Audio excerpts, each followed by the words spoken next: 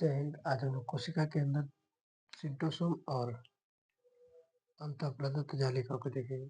उसके उसके पहले कोशिका के अंदर माइटोकॉन्ड्रिया को देख चुके हैं, वैक्यूल्स को और गाल्गी बॉडी को देख चुके हैं, और अब देखेंगे सेंट्रोसोम को। इसके बाद देखेंगे ईआर को, अंतःप्रदत्त जालिका को। देखिए, सेंट्रोसोम की खोज बोवेरी ने किया था।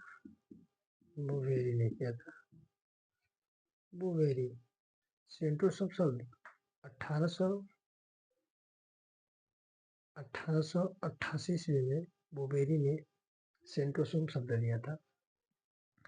सेंट्रोसोम का कार्य था, सेंट्रोसोम कोशिका विभाजन करता है। कोशिका विभाजन सबसे तेज कोशिका विभाजन, सबसे तेज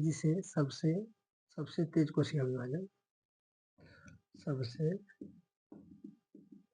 तेज कोशिका विभाजन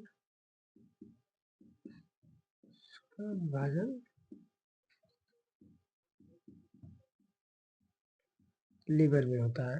लीवर और सबसे कम कोशिका विभाजन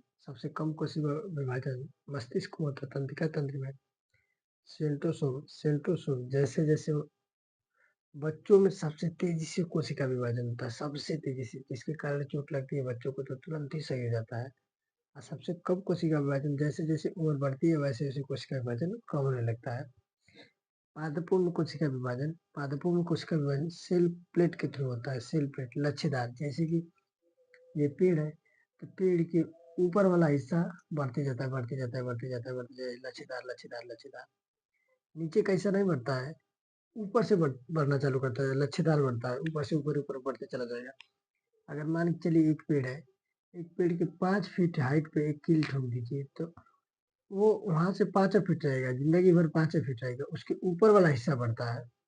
तो सेल प्लेट के थ्रू पादपों में होता है। सबसे तेजी से कोशिका विभाजन जानवरों में 2 जानवर है। पहला एक मूस, इसको चूहा कहते हैं।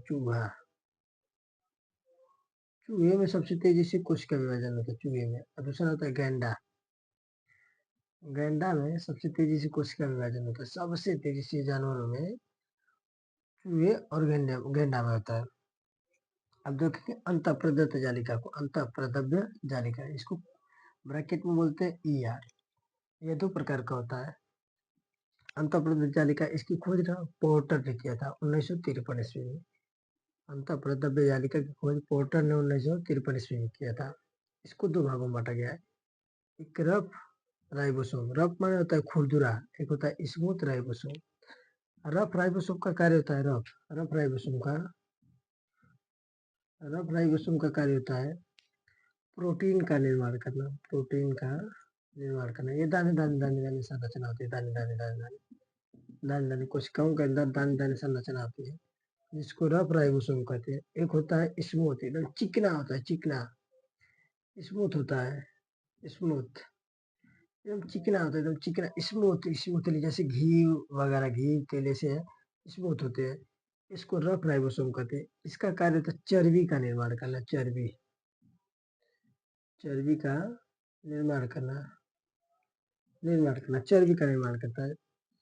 कोशिकाओं के अंदर चर्बी का निर्माण करता है ये स्मूथ। इसी कारण इसे, और ये काम करता है अंतःप्रदव्य जालिका का कार्य होता है कोशिका का कंकाल, यानी कि कोशिका के अंदर कई चीजें भरी होती है तो वो नीचे दब न जाए। जैसे घर का पिलर होता है, जो वो घर को ऊपर खड़ा करके रखता है। अगर वो दब जाएगा तो हम लोग पचक जाएंगे, जिसके कारण उसी तरह हमारी कोशिकाओं के अंदर कोशिका का पिलर का काम करता है अंतःप्रदव्य जालिका, जिसको कहते हैं कोष्ठक में ईआर कहते हैं।